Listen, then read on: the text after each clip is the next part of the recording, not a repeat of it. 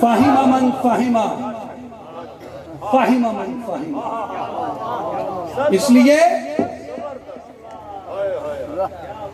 اس لیے دین کی حفاظت کوئی ایک نہیں کرتا کہ صرف محدثین نے کی تو کلامی مسائل کدھر گئے، صرف فقہاء نے کی تو تفسیری نکات کدھر گئے، صرف بادشاہوں نے کی تو اولیاء کدھر گئے، صرف اولیاء نے کی تو قراء کدھر گئے، صرف خطاطوں نے کی تو معمار کدھر گئے، صرف معماروں نے کی تو شعراء کدھر گئے، صرف شاعروں نے کی تو خطیب کدھر گئے۔ اس لیے دین کی حفاظت، پیغام ہدایت کی حفاظت کوئی ایک نہیں کر رہا ہوتا، بلکہ یہ سب اپنی کلیت میں اپنی اپنی جگہ پہ اپنی ذمہ داری ادا کر رہے ہیں۔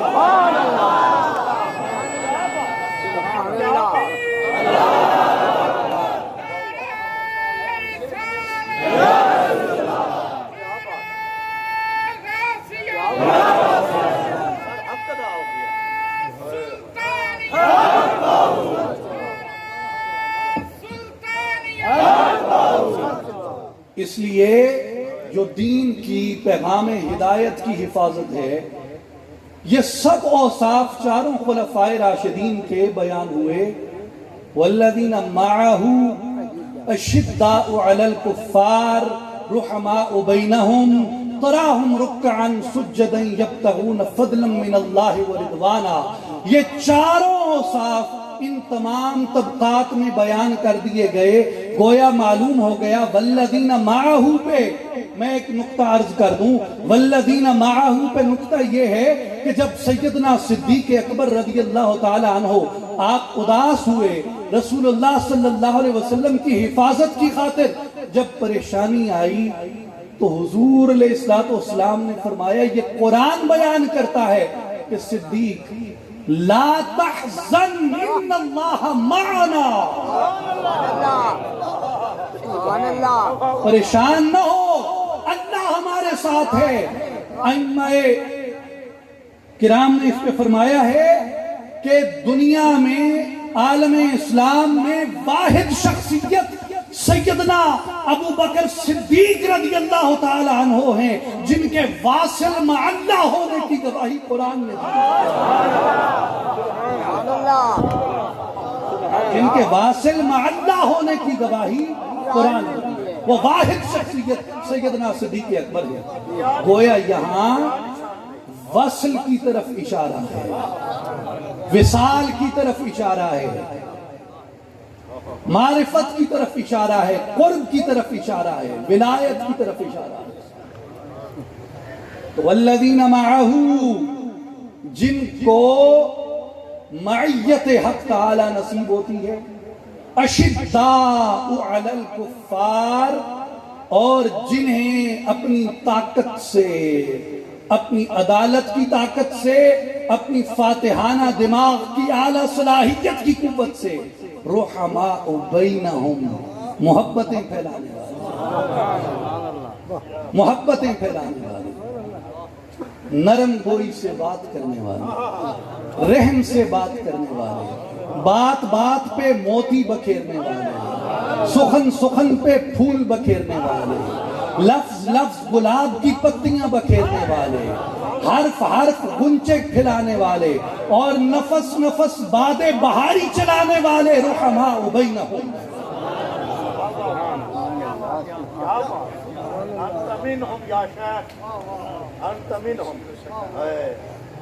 رحماء بینہم تراہم رکعا سجدا یبتغون فضلا من اللہ ورضوانا، جن کی زندگیوں کا مقصد صرف اللہ کی رضا رہ جاتا ہے، اور وہ اس کی رضا کی تلاش میں بکثرت سر بسجود رہتے ہیں، رکوع میں رہتے ہیں، نمازوں میں رہتے ہیں، ذکر میں رہتے ہیں، تسبیح میں مشغول رہتے ہیں۔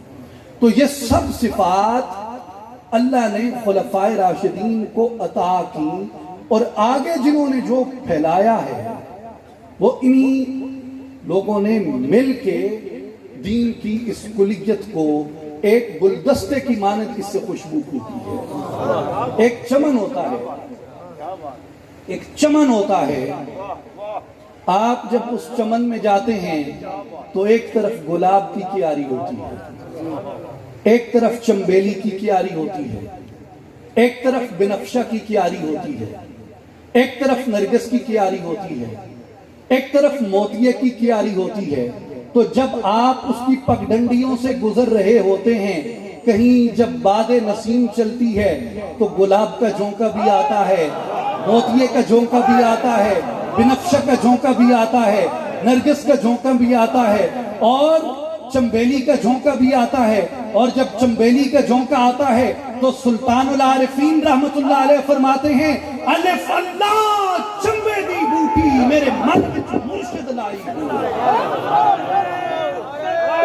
نفی اس بات کا پانی ملیا, ہر رگے ہر جائی ہوں, اندر بوٹی مشک مچایا, جہاں پھلنتے آئی ہوں, جیوے مرشد کامل باہو جے بوٹی لائی. تو چنبیلی کی خوشبو بھی آتی ہے. خوشبو وہ ہے جو اندر سے طلوع ہوتی ہے, خوشبو وہ ہے جو اندر سے طلوع ہوتی ہے, جو اندر سے نمودار ہوتی ہے, جو اندر سے پیدا ہوتی ہے, جو اندر سے باہر آتی ہے, جو اندر سے اپنا جوش باہر کی طرف نکالتی ہے.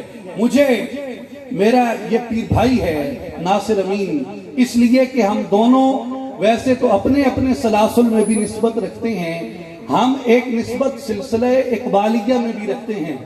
تو علامہ اقبال فرماتے ہیں کہ ایک جگہ ندی بہ رہی ہے, کسی نے کہا ندی کو دیکھ, میں نے کہا یہ ناخوب ہے, ندی کو نہ دیکھ. اس نے کہا پھر کدھر دیکھوں, میں نے کہا فوارے کو دیکھ.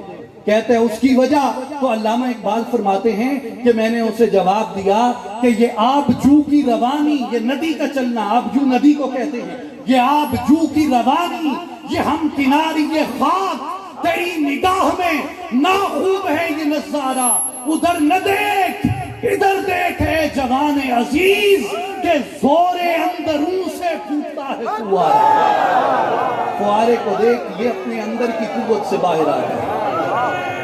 یہ ندی میں اور فوارے میں فرق ہے. تو طاقت وہ ہے جو اندر سے باہر نکلے, یعنی جس میں جینوئننس ہو, جس میں اوریجنیلٹی ہو, جس کے اندر اصلیت برقرار ہو, جس کے اندر اصلیت برقرار ہو, جس کے اندر اصل خوشبو موجود ہو. اور جب آپ وہاں باغ میں جاتے ہیں, پگڈنڈی پہ چلتے ہیں, تو آپ کو چمن کا حسن تمام خوشبوؤں کے اجتماع سے ملتا ہے, تمام خوشبوؤں کے اجتماع سے ملتا ہے. جس طرح بدوں کا اجتماع ہوتا ہے ایسے رنگوں کا بھی اجتماع ہوتا ہے, جیسے بندوں کا اجتماع ہوتا ہے ایسے خوشبوؤں کا بھی اجتماع ہوتا ہے. خوشبوئیں مجتمع ہو جاتی ہیں, رنگ مجتمع ہو جاتے ہیں. اور اس لیے جب صحابہ کی جماعت بیٹھی ہوتی, جب خلفائے راشدین میرے مصطفیٰ کے ارد گرد بیٹھے ہوتے, ساری خوشبوئیں جمع ہو جاتی ہیں. جلال کی خوشبوئیں, جمال کی خوشبوئیں, کمال کی خوشبوئیں, حسن کی خوشبوئیں, عدالت کی خوشبوئیں, تلوار کی خوشبوئیں, تبلیغ کی خوشبوئیں, اخلاق کی خوشبوئیں, محبت کی خوشبوئیں, رحمت کی خوشبوئیں, فقہ کی خوشبوئیں, تفکر و تدبر کی خوشبوئیں, اور حسان کے سحر اور منقبت کی خوشبو, یہ ساری خوشبو حضور کے ارد گرد جمع ہو. اور جو دین پھیلا ہے, جو دین پھیلا ہے, یہ سب خوشبوؤں کے پھیلنے سے پھیلا ہے, یہ سب رنگوں کے پھیلنے سے یہ دین کے رنگ فلک پہ ابھرے. اس لیے دین جو ہے یہ یکسوئی کی بات تو کرتا ہے, یہ یکسوئی کی بات کرتا ہے, لیکن یکسوئی میں یہ کہتا ہے کہ یکسو اس طرح ہو جاؤ کہ تمام خوشبوئیں مجتمع ہو جائیں. کوئی خوشبو دوسری خوشبو کے برابر میں چلنے پہ معترض نہ ہو, کوئی خوشبو دوسری خوشبو کے برابر میں چلنے پہ معترض نہ ہو. اب عثمان کو جمال عطا کیا، عمر کو جلال عطا کیا۔ عمر معترض نہیں ہے کہ میں جمال کے ساتھ نہیں چلتا، عثمان معترض نہیں ہے کہ میں جلال کے ساتھ چلتا۔ نعرہ تکبیر، نعرہ رسالت، نعرہ حیدری، نعرہ سلطانیہ، نعرہ سلطانیہ۔ تو جلال اور جمال برابر میں چلتی ہے۔ مسجد قرطبہ کو دیکھا اقبال نے تو اقبال نے کہا مجھے اس کے اندر مومن کے دل کا جمال نظر آتا ہے اور مومن کی تلوار کا جلال نظر آتا ہے۔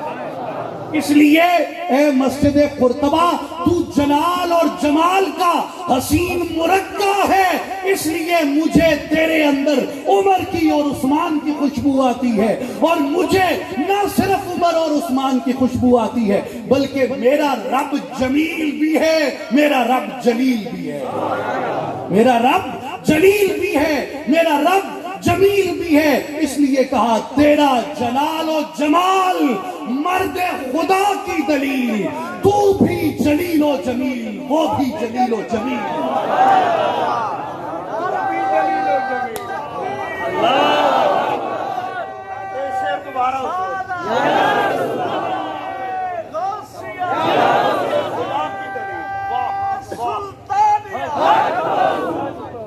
تیرا جلال و جمال مرد خدا کی دلیل، تو بھی جلیل و جمیل، وہ بھی جلیل و جمیل۔ مومن کی نشانی محض جلال نہیں ہے، مومن کی علامات میں جمال بھی شامل ہے۔ اس لیے اسلام کے پھیلنے کا، دین کے غالب آنے کا، ہدایت کے منتشر ہونے، منتشر سے مراد جیسے خوشبوئیں باد نسیم سے منتشر ہوتی ہیں، پھیلتی ہیں، بڑھتی ہیں، یہ سب کا مشترکہ کارنامہ